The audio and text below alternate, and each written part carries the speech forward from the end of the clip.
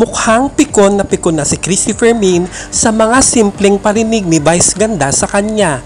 Paminsan-minsan ay tumitirada si Vice ng buwelta sa mga paratang ni Christopher Min sa kanya at kasabay ay tinatawanan na lamang niya ito. Si Christy naman ay sunod-sunod ang pang-ookray kay Vice at sa Showtime, lalo na at lumakas ang rating nito nang lumipat sa GMA7 kumpara sa Itbulaga. Ayon kay Christy, hindi na mapapabagsak ng Showtime ang Itbulaga kahit pa nag-join forces ang kapamilya at kapuso. Noong debut ng Showtime sa GMA noong April 6 ay nakapagtala ng mataas na combined rating na 9.6 ang Showtime kumpara sa rating ng Itbulaga na 4.4.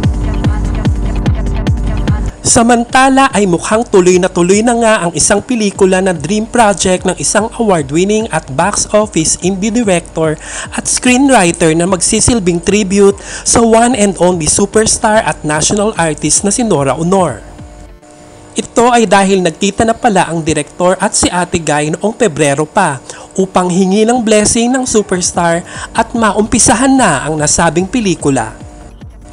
Ito ay walang iba kundi si Direk Chris Martinez na screenwriter sa kumitang indie film na Babae sa Septic Tank kung saan bumida si Eugene Domingo. At ang pelikulang ipinagpaalam niya kay Miss Nora Aunor ay ang The Nora Aunor School of Acting na nanalong first place sa DGPI and FDCP Film Pitch na ginawa noong September last year. Sabi sa post ni Direk Chris kung saan kasama niya sa larawan si Ate Guy, "Our film project, The Nora Aunor School of Acting, was given her blessing this morning.